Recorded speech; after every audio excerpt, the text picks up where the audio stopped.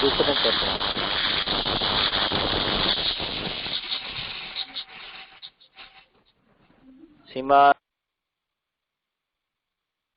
श्रीमान् वेंकटनाथार्यः कवितार्किककेसरी वेदान्ताचार्यवर्यो मे सन्निधत्तां सदा हृदि ज्ञानानन्दमयं देवं निर्मलस्फटिकाकृतिम् आधारं सर्वविद्यानां हयग्रीवमुपास्महे।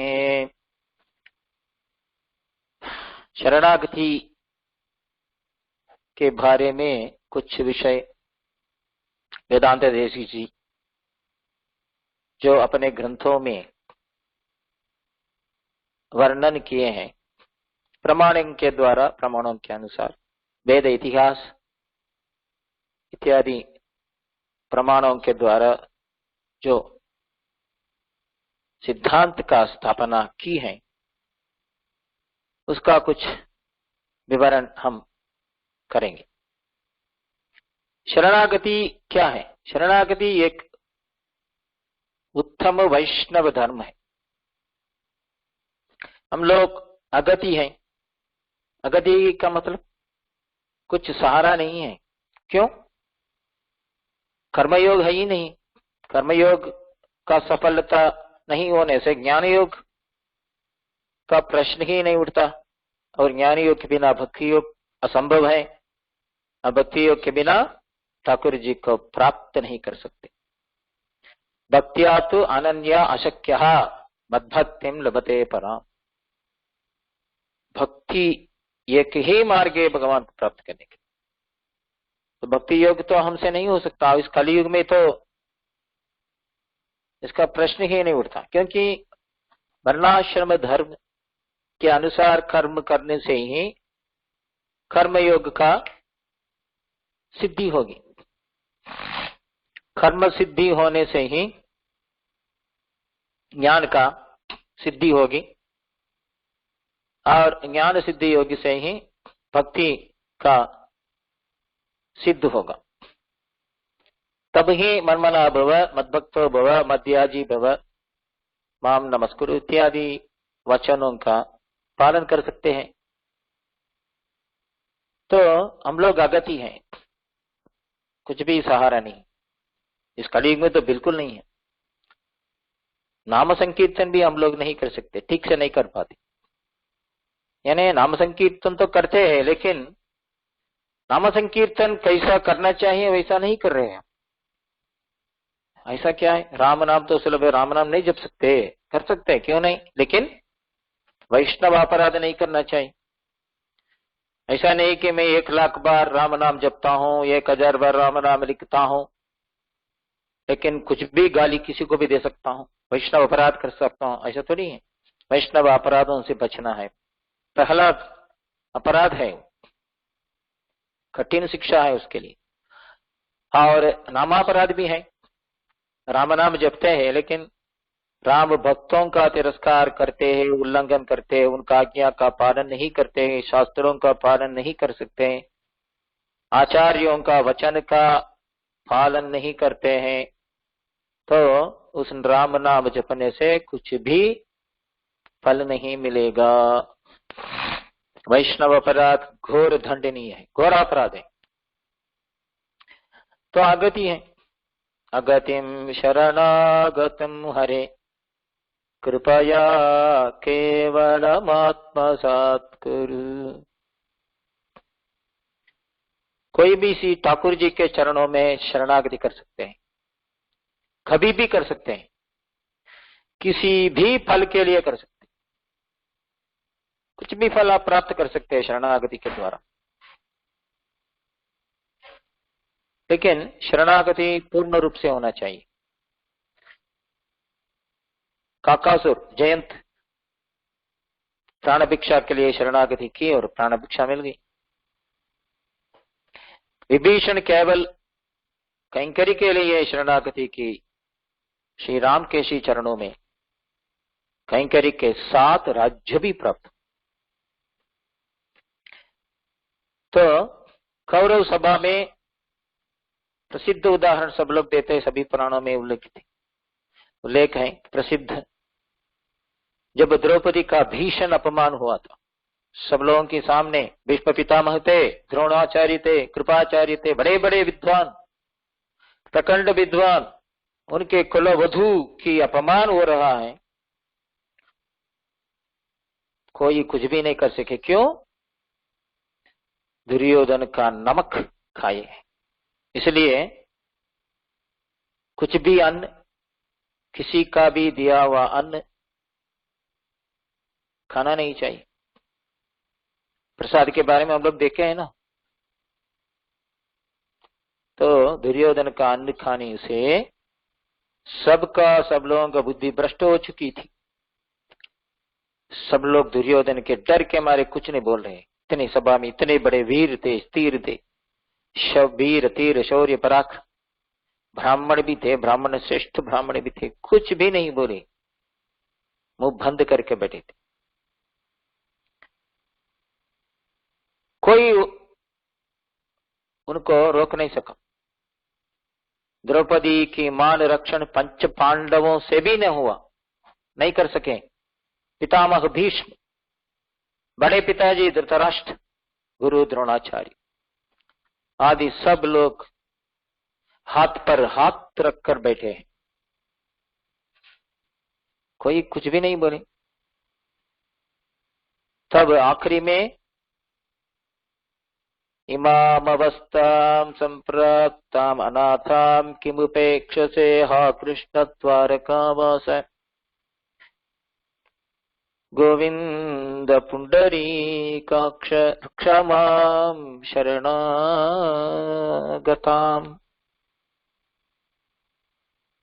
गोविंदा पुंडरीकाक्ष क्षमां शरणागताम।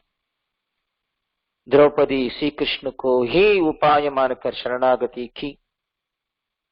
ठाकुर जी तुरंत मान रक्षण की। तो अगति के लिए शरणागति एक ही मार्ग है। उदाहरण एक देते हैं हमारे पूर्वज। एक आदमी का छोटा सा बालक बीमार पड़ गया। आधी रात का समय था। छोटा सा बालक, छोटा सा गांव था।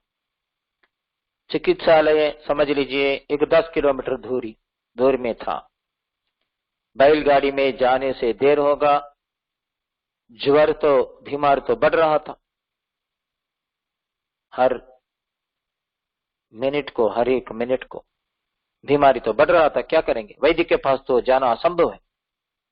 उपाय रहित वह व्यक्ति, वो आदमी ने सीधा मंदिर में जाकर ठाकुर जी के शरणागति की, ठाकुर जी के चरणों में शरणागति की।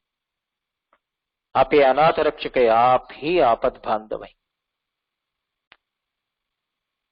हमारा रक्षण कीजिए, बालक का रक्षण कीजिए। बालक भी बच गया। भगवान ने उन पर कृपा की। यह एक सत्य घटना है, प्रसिद्ध घटना थी। ऐसा बहुत कुछ घटनाएं, अनंत घटनाएं। शरणागति निष्फल कभी नहीं होता। शरणागति ही मार्ग है हमारे लिए। ऐसी घटनाएं सब अनुभव करते ही हैं। और इसी को ठाकुर जी अपने चर्म श्लोक में, श्री कृष्ण चर्म श्लोक में कहते हैं, मुझ पर ही विश्वास करके शरणागत हो जाओ। मामेकम शरणम व्रज। अगर आपसे उपाय करने की शक्ति नहीं है, सर्वधर्मान परित्यज्य, उस उपाय स्थान में मुझे रखो, निश्चित मैं रक्षा करूंगा। अहम मोक्षयिष्यामि सर्वपापेभ्यो मोक्षयिष्यामि, चिंता मत करो। इतना प्रेम से, हम पर इतना दया से कौन कहेंगे? केवल ठाकुर जी ही कहेंगे ना, क्या दयालु है, कितना दयालु। अरे आपके पास कुछ भी उपाय नहीं है, आप तो कर्मयोग नहीं कर सकते, ज्ञान योग नहीं कर सकते, कर्मयोग आपसे प्राप्त नहीं होगी, आपसे भक्ति योग कदापि नहीं होगी। लेकिन चिंता मत करो बेटा, मेरे बालक, मेरे प्रिय बालक, केवल मेरे पैरों को पकड़, मेरे चरणों को पकड़ लो, मेरे शरण में आ जाओ, मुझ पर विश्वास करके शरणागत हो जाओ। विश्वास का मतलब 100% भी नहीं कहा भगवान ने, वहां पूर्ण विश्वास नहीं कहा, वहां थोड़ा सा विश्वास हो, 1% हो, उसको भगवान 100% करवा देंगे, महाविश्वास बना देंगे उसको। लेकिन एक कदम तो हमें उठाना पड़ेगा। जब एक कदम हम उठाएंगे ठाकुर जी 99 कदम आगे बढ़ेंगे और हमें शरण में ले जाएंगे। रक्षापेक्षाम प्रतीक्षते, एक कदम तो हमें उठाना ही है। ऐसा नहीं कह सकते मैं यहीं पड़े रहूंगा, ठाकुर जी अपने आप आएंगे, अपने आप शरणागति करवा लेंगे और ले जाएंगे, नहीं होगा। मन में थोड़ा सा भी उसके लिए इच्छा होना चाहिए। अगर एक कदम हम रखेंगे 99 कदम वो आएंगे, 1%, लेकिन 99% वो लेते हैं। ये कैसा मालूम है? ये तो प्रमाण भी है और हमारे जीवन ही प्रमाण है। हम लोग कैसे आए यहाँ सत्संग में, कैसे बैठे आज क्या दिन है?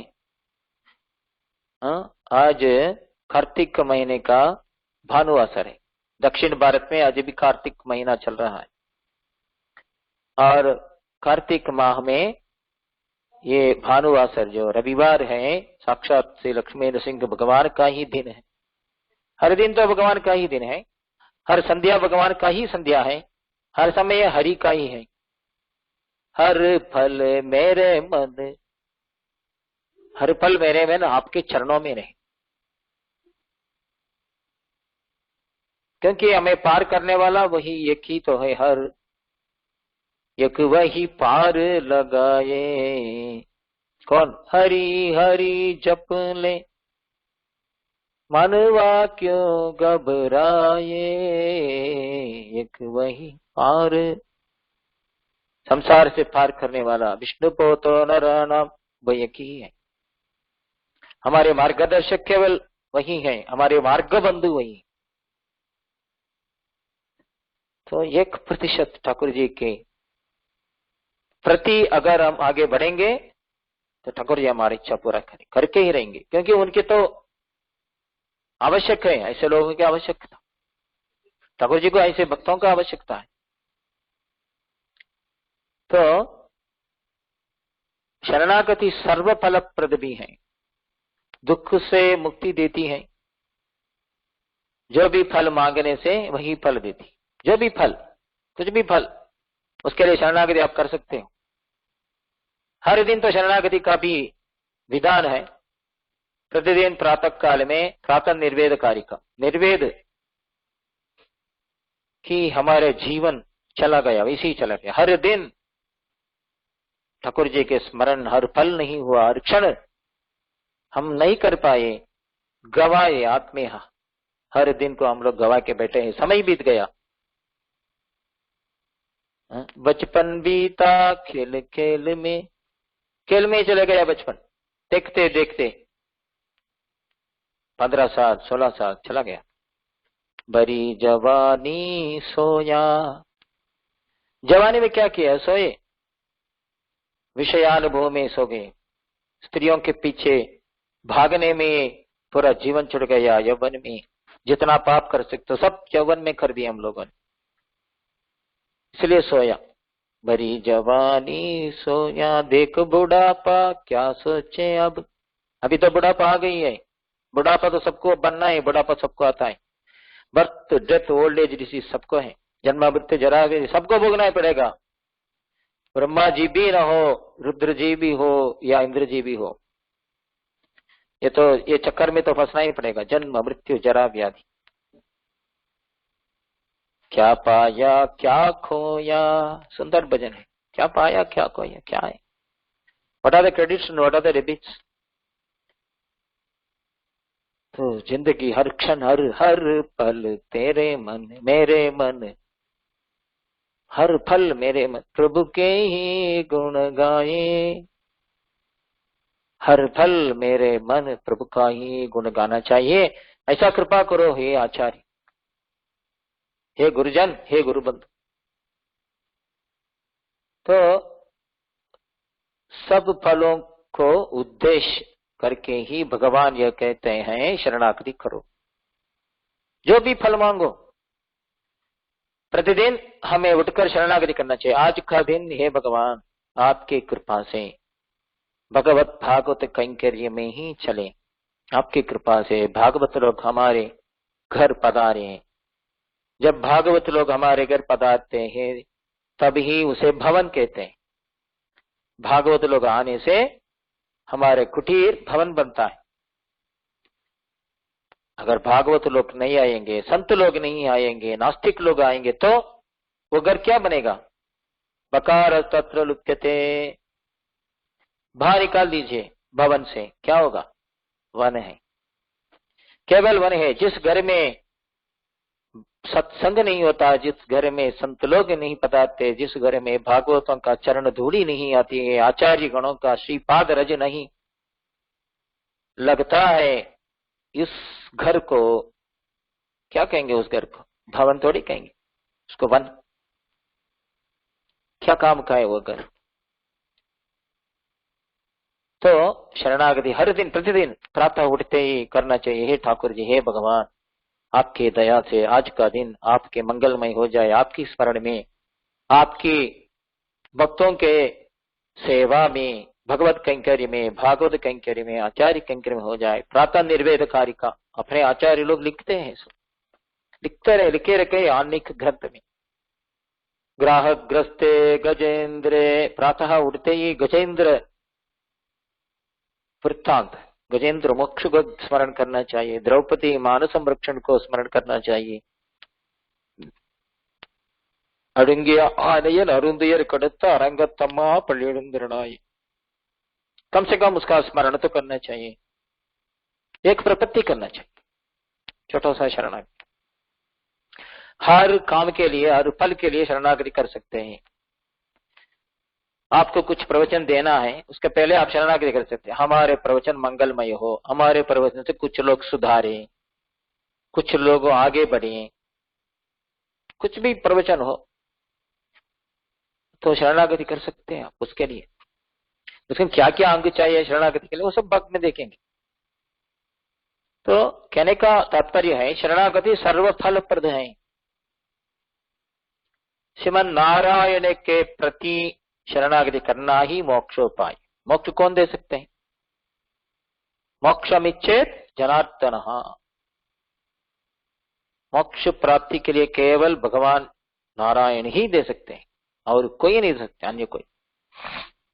शंकर जी नहीं दे सकते मोक्ष, ब्रह्मा जी नहीं दे सकते, इंद्र जी नहीं दे सकते, 33 कोटि देवताएं नहीं दे सकते। कौन दे सकते हैं? अंतर्बहिर्च तत्सर्वं व्याप्य नारायण स्थितः, नारायण एक ही दे सकते। सर्वव्यापी सर्वांतर्यामी भगवान एक ही दे सकते हैं। तो वेद में लिखा है, वेदेषु पौरुषम सूक्तम, वेदसार पुरुष सूक्त है, पुरुष सूक्त में तो यही लिखा है। तो केवल शरणागति का मतलब श्रीमन नारायण के प्रति करना ही मोक्षोपाय। हर मानव, हर जीव, हर मानव को यह करना चाहिए। हर मानव, किसी जात का हो, किसी वर्ण का हो, किसी आश्रम का हो, कोई भी व्यक्ति भगवान के शरण में आ सकते हैं। रामावतार में तो हम देखते हैं निषादानाम नेता, निषाद राज श्रृंगबेरपुर में राम के शरण में आते हैं। ठाकुर जी अपने शरण देते हैं निषाद राज को। निषाद राज सौरुत सूचित सौशील्य सागर, सुग्रीव को अपने शरण देते हैं। विभीषण को, सुग्रीव कौन था? तो बंदर तो था। और विभीषण कौन था? विभीषण तो राक्षस था, राक्षस जात में। ब्राह्मण तो था लेकिन राक्षस का भाई था, छोटा भाई था। लज्जित होकर खड़ा था ठाकुर जी के सामने। ठाकुर जी प्रेम से कहे, अरे आप इतना दूर लंका से यहां आए हो, पधारे हो, हमारा कर्तव्य है कि हम आपके पास आए, आपके लंका में हमारे चरण लगाकर आपको स्वीकार करना चाहिए था, लेकिन आपने स्वयं इतना कष्ट उठाकर, इतना श्रम करके सब छोड़कर आए। हम धन्य है। भगवान कहते हैं हम धन्य है कि आप आए हमारे शरणों। इतना दूर आपको कष्ट हुआ, अरे हमारे शरणागत वत्सलता किस काम का है? लोग कहते हैं आप शरणागत वत्सल है, दीन बंधु है, दयालु है, तो इसका मतलब यह है कि मुझे वहां आना चाहिए था, लंका में आके आपको स्वीकार करना चाहिए था। आपको हम अभी स्वीकार नहीं कर रहे हैं, आपका स्वीकार कभी की हो गया। विभीषण ने पूछा कब हुआ? आप कैसे मालूम है आपको हमारे परिचय? अरे आपका परिचय तो शूर्पणखा दे दी। शूर्पणखा ने कह दिया हमारे एक बड़ा भाई है, उसका नाम रावण है, रावणो नाम दुर्वृत्तः, वो तो दुर्मार्ग है, महापापी है। शूर्पणखा स्वयं कहते वो तो राक्षसी है ही है। लेकिन हमारे एक भाई है विभीषण, विभीषणोस्तु धर्मात्मा, लेकिन वो धर्मात्मा है, वो हमारे लायक नहीं है, वो राक्षस नहीं है हमारे लायक, न तो राक्षस चेष्टिता, वो हमारे कुल का लायक नहीं है। अरे मारपीट करना, दंगल करना, किसी को खून पीना, मांस खाना, ये तो है हमारे लिए, हमारे धर्म है राक्षसों का। वो तो हमारे धर्म, पागल है वो। कुछ राम नाम बोलता है, विष्णु का नाम, नारायण, कुछ पूजन करता है, हमारे लायक नहीं है, लेकिन धर्मात्मा है। जब शूर्पणखा ने इस बात कही तभी भगवान ने उनका शरणागति स्वीकार कर ली, उनको कृपा कर ली भगवान ने, उनका कृपा कटाक्ष उन पर गिर पड़ी। तब से प्रतीक्षा कर रहे कब आएगा हमारे जीवात्मा, हमारे धर्मात्मा, क्योंकि रामो विग्रहवान धर्म, हमारे मार्ग में चलने वाला कोई भी हो, राक्षस जात का हो, राक्षस कुल का हो, असुर कुल का हो, हम उनका अभय देंगे। तो जब विभीषण वहां से पधारे लंका से, अरे आप इतना किलोमीटर वहां से आए हैं, हमें दुख लग रहा है, हमें दुख लग रहा है, हमें आना चाहिए था। क्या दयाल है, ये रामायण है। ऐसा रामचरित्र कहीं प्रपंच में मिलेगा आपको? ऐसा वैष्णव धर्म, शरणागत रक्षण के लिए एक अवतार है, भगवान का अवतार है ना। तो श्रीमन नारायण के प्रति शरणागति करना ही मोक्षोपाय है। हर मानव को यह शरणागति का अनुष्ठान करना चाहिए, नहीं तो एक जन्म, नर जन्म व्यर्थ हो जाएगा, बार बार जन्म लेना पड़ेगा। पुनरपि जननम पुनरपि मरणम पुनरपि जनने जडरे शयनम इह संसारे भगवदुस्तारे कृपया पालय पाहि मुरारे। शंकराचार्य कहते भज गोविंदम गोविंदम भज मूढ़मते। नारायण का शरण ले जाओ, गोविंद का शरण ले जाओ, गोविंद का शरण ले लो। उसके बिना संसार को पार नहीं कर सकते। किसने कहा इस उपाय को? अरे आप लोग कुछ किताब में लिख दिया, नया नया किसी ने लिख दिया, छाप लिया, क्या मानेंगे क्या? अरे वेद में लिखा गया, वेद में लिखा गया, इतिहासों में, पुराणों में, आगम शास्त्रों में, आलवार आचार्य गण भी यही स्पष्ट रूप से कहते हैं। शरणागति के बारे में किसने नहीं कहा? कहा नहीं है। हमें शरणागति शास्त्र को स्पष्ट रूप से, सरल रूप से दिखाने के लिए ही कलयुग में भगवान श्री वेंकटेश्वर बालाजी स्वयं श्री वेदांत देशिक जी के रूप में अवतार लिए। श्री वेंकटेश अवतारोयम तद्घंटांशो अथवा भवेत अयम वेंकटेशावतार। वेदांत जी साक्षात वेंकटेशावतार है, कलियुग भगवान, कलियुग का भगवान वेंकटेश जी है, बालाजी। बाकी सब गौण पक्ष। वेदांत देव जी का शताधिक ग्रंथों में एक ही मुख्य विषय है, क्या है? शरणागति। किसी भी ग्रंथ को लेके देखिए, शरणागति ही रहेगी उसका सार। इसलिए श्री देशिक जी के सुक्तियों में एक पद भी मोक्षदायक है। वरुण दाने अमया दो, ऐसा कहा गया, एक पद भी मोक्षदायक। वेदांत देव जी का श्री सुक्तियों में एक पद भी मोक्षदायक है। एक देशिक ग्रंथ भी पर्याप्त है मोक्ष के लिए। ये मोक्ष मोक्ष मोक्ष क्या होता है? मोक्ष क्यों क्या करना चाहिए? मोक्ष क्यों पाना चाहिए? मोक्ष प्राप्ति क्यों आवश्यक है? मोक्ष यानी मुक्ति। मुक्ति किससे मुक्ति? अभी तो कहा गया ना, जन्म मृत्यु जरा व्याधि से मुक्ति। अरे ये चक्कर जो है ना, संसार चक्र, संसार सागरम घोरम अनंत क्लेश भाजम, हम लोग इस संसार में तड़प रहे हैं। इस संसार इस पार करना है, तब ही नित्य सुख मिल सकता, नित्य आनंद।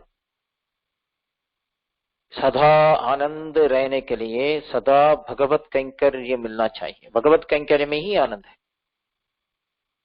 भगवत सेवा में ही आनंद है।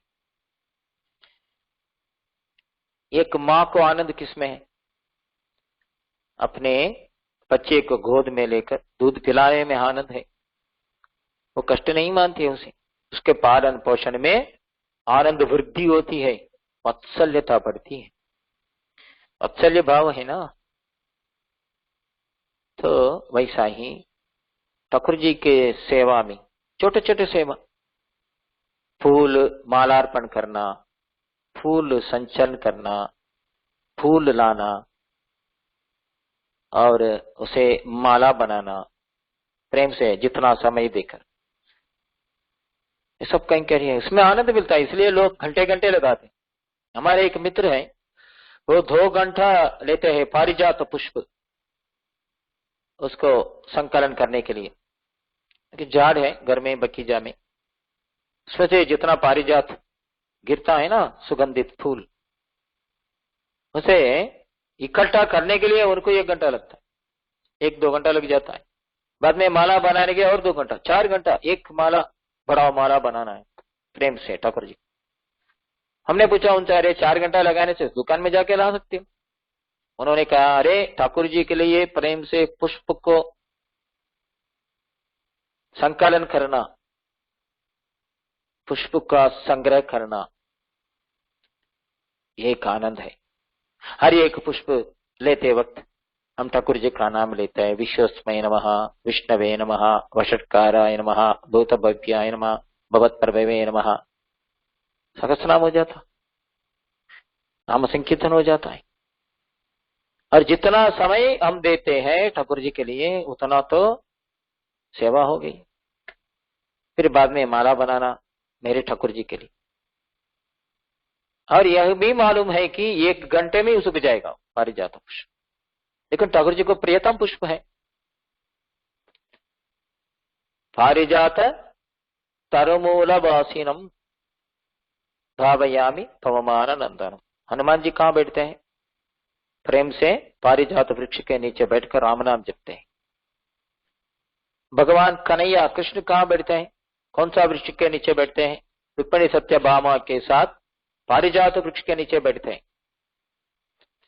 छायायाम पारिजातस्य छायायाम रुक्मिणी सत्यभामाभ्याम सहितम श्री कृष्णम आश्रये। कौन सा कृष्ण? पारिजात वृक्ष के नीचे रुक्मिणी सत्यभामा के साथ जो बैठते हैं, उनको हमारा प्रणाम। तो पारिजात पुष्प संचयन करने से, संकलन करके उसको माला बनाना, ये बड़ा आनंद है। ठाकुर जी की सेवा में तो आनंद मिलता ही है। और लेकिन इस प्रपंच में, इस संसार में शरीर की उपाधि है ना, पंचभौतिक शरीर है, बुखार हो जाती है, चोट लगती है, बीमारियां आते रहती है, बीपी, एचपी, क्या क्या बोलते हैं लोग, बोलते हैं ना शुगर, व्यासर, क्या क्या बोलते हैं, बीपी, एचपी, सब कुछ होता है ना शरीर में, तो बाधा होती है। तो 24 घंटे हम लोग नहीं कर सकते, नींद लेना पड़ता है, खाना खाना पड़ता है, प्रसाद लेना पड़ता है, प्रसाद बनाने की दुकान जाना पड़ता है, सब्जी लाना पड़ता है, बाजी लाना पड़ता है, सब्जी बनाना पड़ता है, खाना पकाना पड़ता है, बाद में भोग लगाना, दुनिया भर की काम, सांसारिक काम भी है। काम तो करना ही पड़ेगा। जब तनख्वाह मिलेगा तभी तो सेवा होगी, जब जेब में पैसा है तभी तो कुछ खरीद सकते हैं ठाकुर जी के लिए फल फूल इत्यादि। तो इस प्रपंच में नित्य सेवा नहीं होती। नित्य सेवा करने के लिए शिव वैकुंठ प्राप्ति के लिए एक ही मार्ग है, शरणागति। इस कलयुग में एक ही मार्ग है, शरणागति। भक्ति नहीं हो सकता हमसे। हम लोग समझते हैं हम लोग भक्ति कर रहे हैं, हम लोग समझ लेते कि हमारा भक्ति ठीक भी है। कुछ लोग कहते हैं ना हमारे ठाकुर जी आते हैं, बोलते हैं, नाचते हैं, हम लोग भोग लगाए तो खाते हैं, वो सब ठीक है, लेकिन मोक्ष नहीं देंगे। प्रत्यक्ष भी हो जाएंगे ठाकुर जी, बातचीत भी करेंगे, नर्तन भी करेंगे, नाचेंगे, गाएंगे, आपके साथ खेलेंगे भी, लेकिन मुक्ति नहीं देंगे। इसका एक उदाहरण है ना, लोग कहते हैं, हमारे पूर्वज कहते हैं कि मेलकोटा जो दक्षिण पूर्व दिशा में जो है, चलवा नारायण साक्षात भगवत रामानुजाचार्य का प्रियतम क्षेत्र मेलकोटा कहते हैं। तिरुनारायणपुरम नाम है उनका, कर्नाटक देश में है। उस श्रीमन नारायण के सन्निधि में, मंदिर में एक पुजारी प्रेम से गाता था, गायन करता था ठाकुर जी के प्रति विविध विविध रागों में। और ठाकुर जी इतना प्रसन्न हो जाते थे कि ठाकुर जी नाचते थे, उनके गाना के लिए प्रत्यक्ष नाचते थे, वो भी टेकते थे, इतना आनंद होता था। और रामानुजाचार्य पधारे, दिव्य देश यात्रा, विजय यात्रा होते होते उनके प्रियतम पुत्र है ये नारायण भगवान, उनके भगवान नारायण रामानुजाचार्य के पुत्र बने, शिष्य बने, दास भी बने। पुत्र बने इस मेलकोटा में, शिष्य बने तिरुकुरुंगुड़ी वामन क्षेत्र उस दिव्य देश में, और वैष्णव दीक्षा पाकर दास भी बने वहां। शिष्य तो बने, दास भी बने। तो रामानुजाचार्य इतने बड़े महान आचार्य है, महान संत है कि उनके चरण सेवा के लिए ठाकुर जी तड़पते हैं। क्यों? उनके विचार यही था कि केवल हम ही मोक्ष नहीं जाएंगे, एक करोड़ों लोग, लाखों लोग इस संसार में बैठे, सबको लेके जाना है, सबको वहां पहुंचाना है। इसलिए ठाकुर जी समझते कि हम ऋणी है रामानुजाचार्य को। तो यह पुजारी हर दिन तो गाता था, ठाकुर जी नाचते थे, और रामानुजाचार्य विजय यात्रा करते करते मेलकोटा पहुंचे। भजनवाई पुजारी जी भी वहां गए, उनको दंडवत किए और इनके हालचाल पूछते हुए रामानुजाचार्य जी ने उनसे विचार किया, आपके परम पर क्या कहे, क्या सेवा हो रही है, आप क्या करते हो, आपके परिवार क्या करते हैं, क्या सेवा करते हैं आप?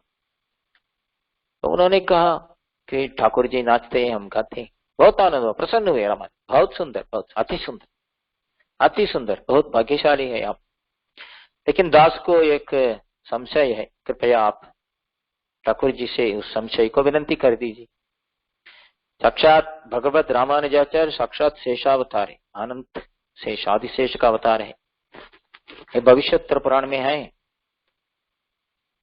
अनंत प्रथमम रूपम, द्वितीयम तो लक्ष्मणम, तृतीयम बलरामं च कलो रामानुज स्वयं, ऐसा एक प्रमाण भी है। फिर भी लीला है, लीला मात्र से उन्होंने पूछा इस पुजारी से कि आप जाके पूछ लीजिए, एक प्रश्न है हमारे एक से। कहिए कहिए, हम पूछेंगे ठाकुर जी से, क्यों नहीं, अब तो जगदाचार्य जगत गुरु है। तो रामानुजाचार्य ने कहा, उनसे पूछा कि आप जाके कहो कि हमें मोक्ष मिलेगा या नहीं। तो पुजारी जी ने कहा हाँ जरूर पूछेंगे, आपको तो क्यों नहीं मिलेगा, आप तो जगत गुरु है। नहीं नहीं, आप जाके पूछ लीजिए ना आपके नारायण से। तो अगला दिन गाते गाते भगवान नाचते नाचते जब अंत हो गया भजन, तब पुजारी जी ने बोला एक प्रश्न है आपसे। हाँ पूछो पूछो बेटा क्या चाहिए। ये रामानुजाचार्य, हाँ हम भी सुने रामानुजाचार्य पता नहीं, उनका एक संशय है कि क्या उनको मुक्ति मिलेगी। तो भगवान ने क्या उनको क्या दे, ये क्या प्रश्न है, उनका क्या है, वो जिसको भी कहेंगे उन सबको हम देंगे, हम देने के लिए तैयार है। उन किसी को भी हाथ बताएंगे हम उनको दे देंगे। अरे उन्होंने इतना सेवा हमारे की है, हम तो इतना प्रसन्न है उनसे कि हम किसी को भी दे देंगे। हम जो भी कहेंगे रामानुज दास के हम शरणागति के रामानुज संप्रदाय में, तो उनको दे देंगे। ये क्या बात है, इसमें कोई संदेह होना ही नहीं चाहिए। पुजारी जी प्रसन्न हुए, फिर जाकर कह दिए रामानुजाचार्य ठाकुर जी ने ऐसा कहा। रामानुजाचार्य प्रसन्न, धन्यवाद है आपके द्वारा हमारा कुछ आनंद हो चुकी है कि हम निश्चित हो कि हमारे मुक्ति मिल जाएगी। ठीक है, आपसे और एक प्रश्न है, दूसरा प्रश्न है आपसे, क्या है, आप जाके पूछिए कि आपको मुक्ति है कि। पुजारी जी ने हंसने लगा, हा हा हा, अरे आप क्या मजाक कर रहे, आप तो हंसी कर रहे, क्यों नहीं देंगे ठाकुर जी, अरे हम तो हर दिन गाते हैं ठाकुर जी नाचते। नहीं नहीं, एक संशय है दास को, कृपया आप विचार करके उनसे प्रश्न पूछकर बाद में उत्तर लाइए। तो पुजारी जी अगला दिन ठाकुर जी नाचते नाचते प्रश्न पूछे, ठाकुर जी नारायण भगवान हमें एक संशय है। क्या संशय, क्या हमें मुक्ति मिलेगी कि नहीं। ठाकुर जी ने कहा नहीं। नहीं, हाँ नहीं, अरे हम लोग तो हर दिन तो गाते हैं। तो भगवान ने कहा हम भी तो नाचते हैं, हो गया, आप गाते हैं हम नाचते हैं, बस हो गया खत्म, आपका पुण्य का फल तो मिल गया, और क्या चाहिए आप। नहीं नहीं, मुक्ति नहीं मिलेगी, नहीं मिलेगी, क्यों नहीं मिलेगी, अरे आचार्य संबंध होना चाहिए, आचार्य के द्वारा ही मुक्ति मिलेगी, डायरेक्ट नहीं मिलेगी आपको। गुरु का शरण आश्रय लेने से ही सम आश्रय सम्यक आश्रय आपको मुक्ति मिलेंगी। आपको रामानुज का दास बनना पड़ेगा, तभी ही आपको मुक्ति मिलेगी। तब उनको ज्ञान हुआ पुजारी जी को कि हमारे भक्ति से भगवान प्रसन्न होकर फल देते हैं, लेकिन मुक्ति नहीं देंगे, कैंकर्य सदा नहीं देंगे, उसके लिए आचार्य संबंध का आवश्यकता है। आचार्य संबंध के द्वारा ही शरणागति का फल मिलेगी, इसलिए आचार्य का चरण का आश्रय लेना अनिवार्य है। तो शरणागति के बारे में वेदांत देशिक जी बहुत रूप से लिखे हैं, उन सबको बोलना असंभव है, उसके लिए एक आयु भी पर्याप्त नहीं है। वेदांत देशिक जी ने इतना ग्रंथ लिखे हैं, और सब ग्रंथ एक बार पढ़ने के लिए आयु पर्याप्त नहीं होगा। कई ग्रंथ तो हम खो चुके हैं, लुप्त हो चुके हैं। वेदांत जी भूगोल निर्णय भी लिखे, खगोल निर्णय लिखे, साइंस भी लिखे है वेदांत जी, एस्ट्रोनॉमी भी लिखे है वेदांत जी, आकाश शास्त्र, लेकिन हम खो चुके हैं। अरे जो है उसका तो रक्षा करना चाहिए, उसको पढ़ने के लिए भी एक पुरुषायुष समाप्त पर्याप्त नहीं है, उतना ग्रंथ लिखे। तो इसलिए इसका अर्थ है कि साक्षात भगवत होता है। तो कुछ मुख्य सार बिंदु हम लोग देखेंगे शरणागति के बारे में। श्री वेदांत देव जी कुछ उस आधार ग्रंथ वेदांत देव जी ने लिखा है, श्रीमद रहस्य त्रय सार, रहस्य त्रय, 3 रहस्यों का सार, निक्षेप रक्षा, न्यास तिलकम, न्यास विंशति, न्यास दशकम, ये स्तुति ग्रंथ है। शरणागति दीपिका, अड़ैकल पत्र द्रमिड़ प्रबंध है, और भी अनेक ग्रंथ वेदांत देव जी ने रचना की शरणागति के बारे में। ये मोक्ष क्या होता है, इसके बारे में वेदांत जी क्या कहते हैं। हर एक मानव जन्म का लक्ष्य होना चाहिए, कुछ तो लक्ष्य के बिना जीना भी नहीं चाहिए। कुछ काम करे उसका तो लक्ष्य होना चाहिए। हम लोग दास उपन्यास कर रहा हूं, क्या लक्ष्य है इसका? एक ही लक्ष्य है कि आप में से एक भी अगर शरणागत हो जाएंगे तो इस पूरा प्रवचन का फल दास को मिल गया। आप में एक परिवर्तन हो चुका है, आप में एक व्यक्ति को भी अगर विश्वास हो गया, महाविश्वास बढ़ गई, विश्वास बढ़ गई, ठाकुर जी के प्रति प्रेम बढ़ गई, तो फल मिल गया दास को। आप सुन रहे हो श्रवण, इसका फल क्या है? श्रवण मात्र फल है, सुनना ही फल है। अनेक जन्म कोटि पापों का नष्ट होने से ये भगवत कथा श्रवण की पुण्य होती। नराणाम क्षीण पापानाम कृष्णे भक्ति प्रजायते। अनंत कोटि जन्मों में किया गया पापों का नष्ट होने से और अनेक कोटि जन्मों में किया गया पुण्य का फल ही है क्या? भगवान के प्रति भक्ति, श्रवण भक्ति, कीर्तन भक्ति। हमारे पूर्वजों का पुण्य है, हमारे पूर्वाचार्यों का पुण्य है, हमारे पूर्वाचार्यों का कृपा कटाक्ष लेश मात्र हम पर घिरा है, इसलिए हम लोग यहाँ बैठे हैं और श्रवण करें। तो जन्म का लक्ष्य क्या है? What is the aim of life? किसी से पूछिए आप, what is the aim of your life? वो कुछ लोग कहेंगे सोशल सर्विस करना, हजारों लोग स्कूल कॉलेज बिल्डिंग करना है, या हॉस्पिटल में सेवा करना है, अस्पताल में करना है, डॉक्टर बनना है, मरीजों को दवा देना है, मरीजों को बचाना है, आध्यात्मिक गुरु बनना है, जगत गुरु बनना है। कई लोगों को कई लक्ष्य होती है, लेकिन मुख्य लक्ष्य क्या होना चाहिए? शास्त्र कहता है मुक्ति। मुख्य लक्ष्य मोक्ष ही होना चाहिए। क्यों मोक्ष? शाश्वत आनंद मिलता है। हम लोग तो आनंद के लिए तो तड़प रहे हैं क्यों, लेकिन जहां आनंद मिल रहा है वो टेम्पररी है, वो परमानेंट नहीं है। परमानेंट तो वहीं मिलेगा, वैकुंठ में ही मिलेगा। तो मोक्ष प्राप्ति ही मुख्य लक्ष्य होना चाहिए। मोक्ष क्योंकि शरीर तो छूटना ही है। जब आप डॉक्टर बनेंगे, सोशल वर्कर बनेंगे, पॉलिटिशियन बनेंगे, प्राइम मिनिस्टर बनेंगे, प्रेसिडेंट बनेंगे, क्रिकेटर बनेंगे, सिनेमा एक्टर बनेंगे, लेकिन एक दिन इस शरीर को छोड़ना ही पड़ेगा। बड़े बड़े महाराज आके चले गए, इक्ष्वाकु महाराजा या मानदाता, मनु, सब लोग बड़े बड़े सब लोग चले गए। कहाँ है? हिस्ट्री पुस्तक में, चरित्र पुस्तक में पढ़े हैं वो लोग, है ना। अशोक चक्रवर्ती, अशोक सम्राट, सम्राट चंद्रगुप्त, सम्राट मानदाता, सम्राट सागर, सब लोग कहाँ गए? शरीर को छोड़ना ही पड़ेगा। लेकिन मोक्ष जाने से ठाकुर जी को निष्काम भाव से सेवा कर सकते हैं, सदा सदा सेवा कर सकते हैं, आनंद में रहेंगे सदा। तो मोक्ष प्राप्ति ही इस मानव जन्म का मुख्य लक्ष्य है। मोक्ष का अर्थ मुक्ति है, अर्थात जन्म मरण चक्कर से मुक्ति पाना। क्यों? मुक्त होने से ही श्री वैकुंठ में श्रीमन नारायण के चरण में नित्य सेवा का रस मिलेगा। यही हमारा लक्ष्य होना चाहिए, नित्य सेवा का रस पाना ही हमारा मुख्य लक्ष्य होना चाहिए, जीवन का लक्ष्य ही होना चाहिए। लेकिन यह बात तो हमें समझ में नहीं आ रहा। हम तो सुनते हैं, पढ़ते हैं, बार बार पढ़ते हैं, बार बार सुनते हैं, लेकिन समझ में नहीं आ रहा। The hearing is different from realizing. We hear, but we don't listen. We don't realize. सुनते हैं बार बार, लेकिन वो मन में नहीं बैठता। क्या यही सच्चा लक्ष्य है?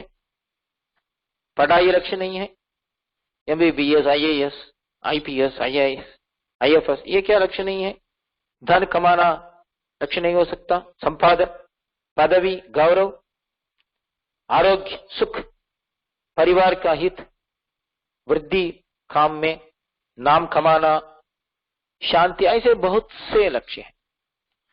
इनके पीछे दौड़ते दौड़ते दौड़ते जीवन बीत जाते हैं, खो जाते हैं।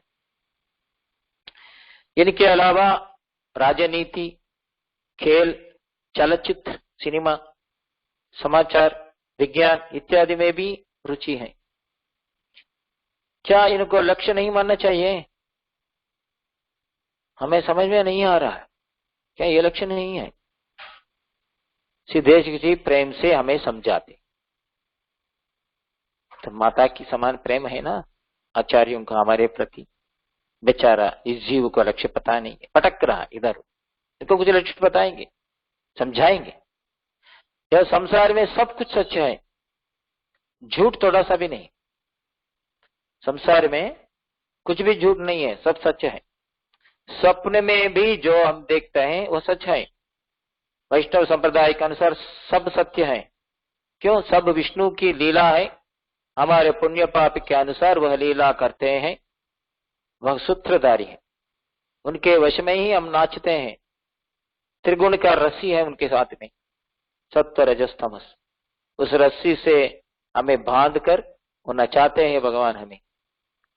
हमारा नाच भी सत्य है, भगवान सत्य है, उनकी सृष्टि भी सत्य है, इस प्रपंच भी सत्य है, हम भी सत्य है, हमारा नाच भी सत्य है। इसे अनुभव करना चाहिए। इससे सबसे बढ़कर एक बड़ा सत्य है, इस सत्य को ही हम खो बैठे। क्या सत्य है, क्या शक्ति है? सत्य है, इसे व्यक्त करना ही चाहिए। यह श्री वेदांत देशिक जी का सत्य संकल्प है, इसलिए अवतार लिए।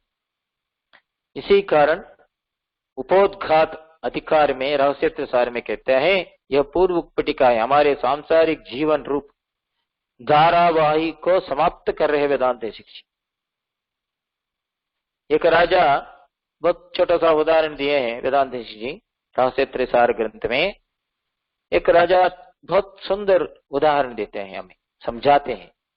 एक राजा वन में शिकार के लिए गया था, साथ में उसका छोटा सा बालक भी था।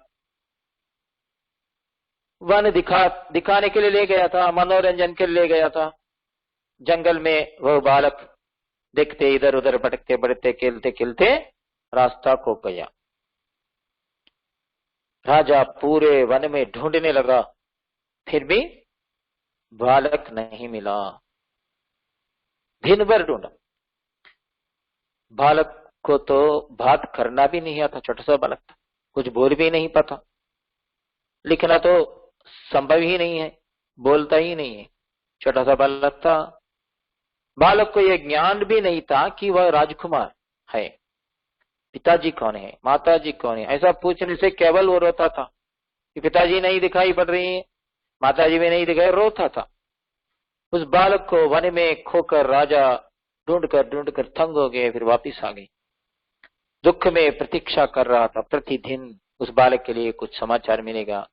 प्रिय बालक तो था, आशा थी कि किसी न किसी दिन वह बालक लौटेगा, जरूर लौटेगा, निश्चय लौटेगा। ऐसा सोचकर कई वर्ष बीत गए।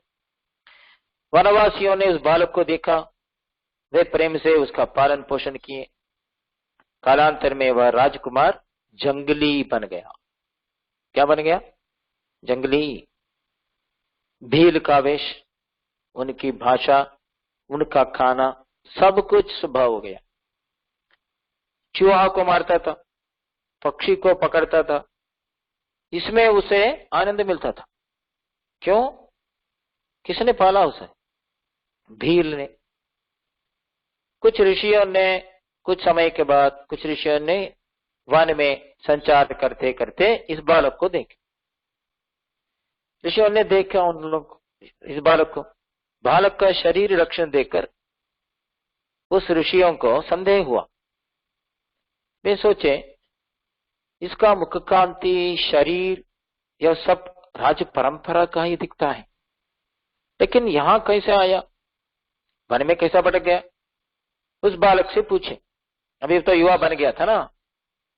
वह युवा ने बोला, मैं निषाद का ही पुत्र हूं।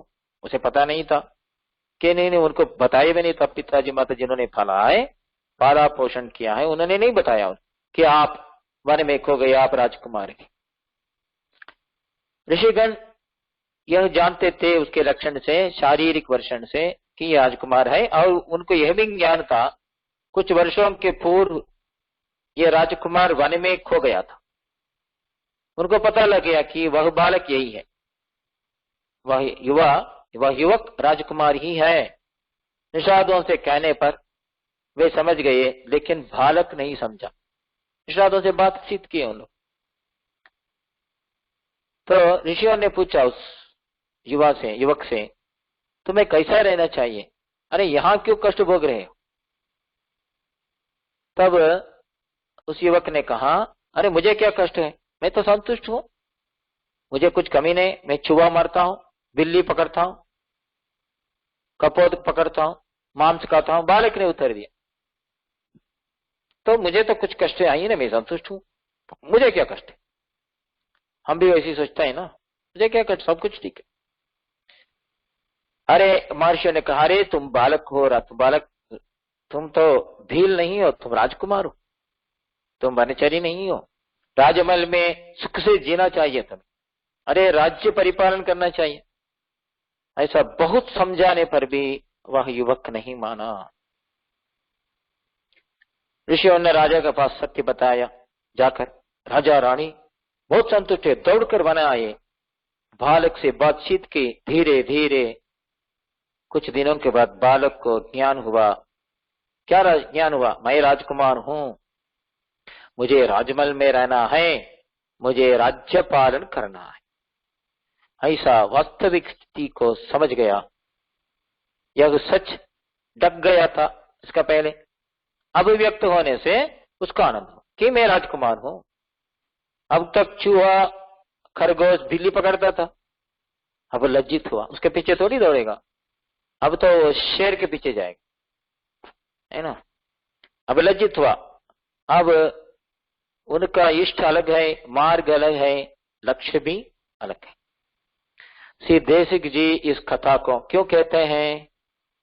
यह किसी और की कथा नहीं है, हमारी कथा है, हम लोगों की कथा है। क्या? कैसा? हम भगवान के हैं, उनके दास बनकर उनकी ही सेवा करते हैं, राजभोग समान उनके साथ जीना है। हम राजकुमार हैं, लेकिन उसे खोकर संसार जंगल में हम लोग सुख दुख भोग रहे, यहीं भटकते भटकते इस जंगल में फंस गए। अनादिकाल से कैंकर्य आनंद को कोई बैठे, अनादिकाल से कैंकर्य आनंद मिला ही नहीं। जैसे राजकुमार निषाद स्वभाव को स्वीकार किया, भील के स्वभाव स्वीकार किया, वैसे ही हम लोग इस स्थिति को हमारे पुण्य पाप कर्मों के कारण मदीय अनादि कर्म प्रवाह प्रवृत्ताम भगवत्सोपतिरोधान करें, इस कर्मों के साधन स्वीकार किए हैं। भील तो ही है, थोड़ी है। हम सबको कहाँ रहना चाहिए? राजमहल में रहना चाहिए, शिव वैकुंठ में रहना चाहिए। हमारे स्वाभाविक आनंद धन आदि से नहीं है, धन पदवी से नहीं है। कहाँ है? भगवत अनुभव में है, भागवत संग में, इस सत्संग में है। इस सत्संग में रहते रहते जब आनंद मिलता है, असीम कृपा से हमें पता लगता है आनंद है, मिल रहा है, इसलिए रुचि है, इसलिए हम बैठे हैं। ये कैसा पता लगेगा कि इसमें आनंद है? आनंद किस लिए है? आनंद इसलिए है, हमें पता भी नहीं लगता 1 घंटा चला गया, यही तो आनंद है। वैकुंठ में पता ही नहीं है समय का, चलते रहेगा चलते रहेगा, आनंद आनंद आनंद आनंद आनंद। तो भगवत अनुभव में ही आनंद है, उसी में ही शाश्वत तृप्ति होती है। यही तो जीवन के लक्ष्य होना चाहिए। हम किसी के दास नहीं है, केवल नारायण के ही है, हम उनके ही हैं, हम राम के ही हैं, राम हमारे। हम सबको श्री वैकुंठ में ही रहना चाहिए। हमारे स्वाभाविक आनंद धन आदि से नहीं है, भगवत अनुभव, भागवत अनुभव, आचार्य अनुभव से ही नारायण आनंद मिल सकता है। तो हम लोग इस पुण्य पाप बंधन में कालयापन करने वाले नहीं हैं।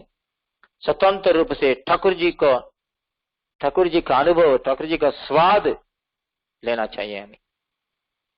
इस भूमि में जन्म लेकर यही जीवन बिताते हुए इसी को बड़ी साधना हम लोग समझ रहे हैं। अरे जीना ही बड़ा साधना समझते हैं। आप ही जाना, 1 लाख कमाना, ये तो साधना समझते हैं। अरे वो बिना कमाने भी झोपड़ में रहने वाला भी आनंद से सो रहा है ना, सुख से सो रहा है। तो 1 रोटी बस है, हम लोग वही रोटी खाते हैं, लेकिन थोड़ा अच्छा क्वालिटी रोटी हो सकता है, लेकिन पेट तो भरेगा।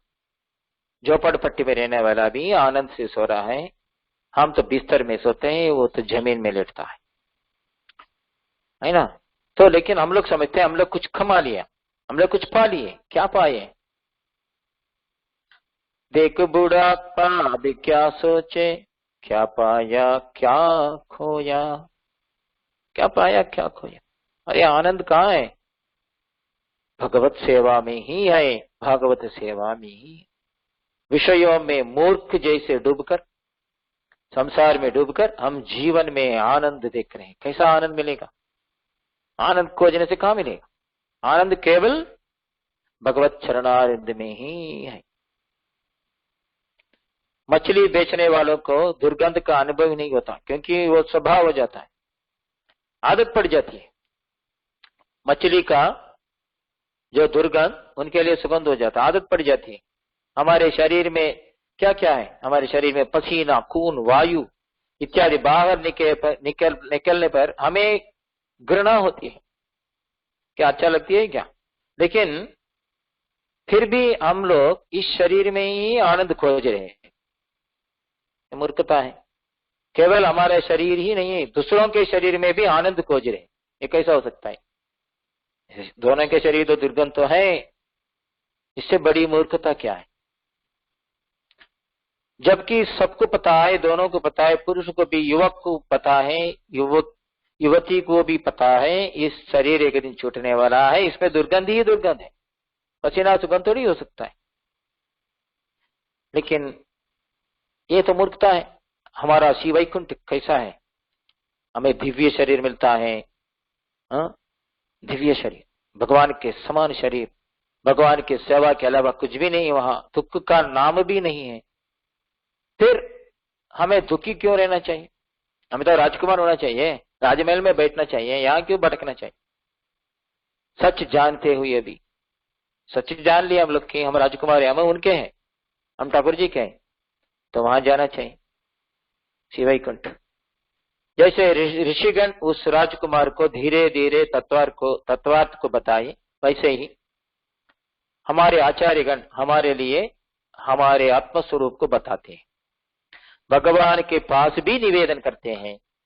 हमें साथ में लेने के लिए ठाकुर जी यहाँ आए हैं, हमारे बीच में, हमारे मंदिरों में, हमारे भवन में, हमारे घर में हमारे लिए प्रतीक्षा करते हैं। हमारे घर में अच्छा रूप में, साक्षात शालिग्राम शिला के रूप में हमारे प्रतीक्षा करते हैं। एक दिन तो शरण में आ जाओ, एक बार तो शरणागति करो ना, आपको कोरोना से मुक्ति कर दूंगा, सबसे मुक्ति कर दूंगा। अरे आपको सदा आनंद दे जाओ, मिल जाएगी। यह झूठा जीवन किसके लिए हम लोग, किसके लिए हम जी रहे हैं? तुरंत शरणागति करना चाहिए आचार्यों के द्वारा।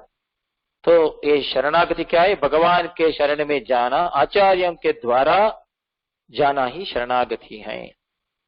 शरणागति का अर्थ आश्रय लेना है। शरण का अर्थ यहाँ उपाय, उपाय स्थान में भगवान ही है। भगवान को ही उपाय रूप स्वीकार करना ही शरणागति है। इस शरणागति को हमें करना चाहिए, तुरंत करना चाहिए।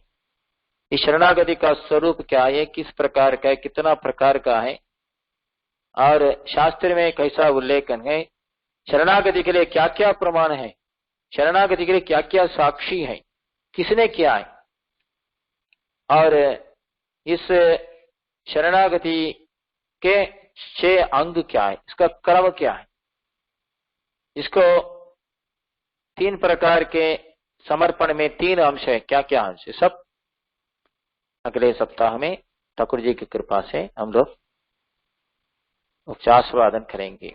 कवितार्किक सिंहाय कल्याण गुणशालिने श्रीमते वेंकटेशाय वेदांत गुरवे नमः। जय जय श्री सुदर्शन।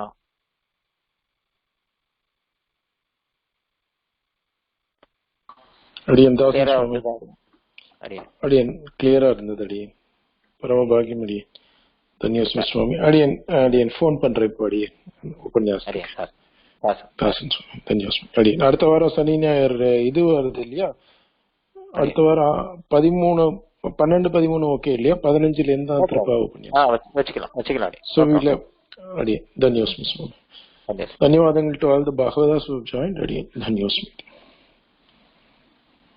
दासन स्वामी उत्तर वांकरोटी।